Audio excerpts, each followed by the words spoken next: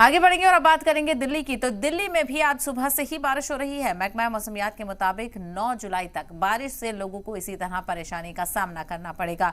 हमारी रिपोर्टर अनुष्का गर्ग की रिपोर्ट देखिए।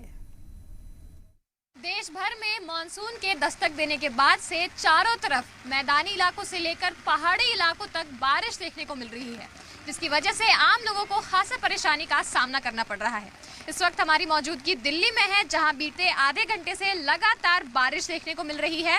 राजधानी दिल्ली में मानसून के आने के बाद से लगातार ही बारिश का जो सिलसिला है वो जारी है। हर रोज ही बारिश हो रही है, जिसकी वजह से यहाँ आम लोगों को काफी ज्यादा परेशानी का भी सामना करना पड़ रहा है।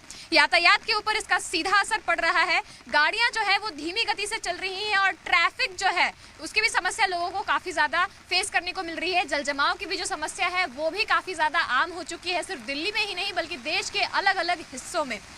मौसम विभाग की अगर माने तो राजधानी दिल्ली में 9 जुलाई तक ऑरेंज अलर्ट जारी किया गया है, यानी कि 9 जुलाई तक लोगों को बारिश को लेकर के सावधानी बरतने की सख्त जरूरत है।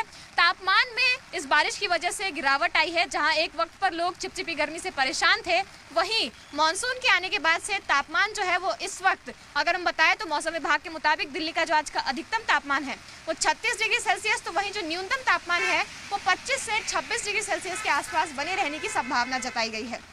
इसके अलावा मौसम विभाग के जरिए बताया गया है कि लोगों को 9 जुलाई तक लगातार बारिश से इसी तरीके से सावधानी बरतने की जरूरत है। घर से बाहर निकले तो छाता और रेनकोट जरूर रखें और गाड़ी सावधानी से चलाएं।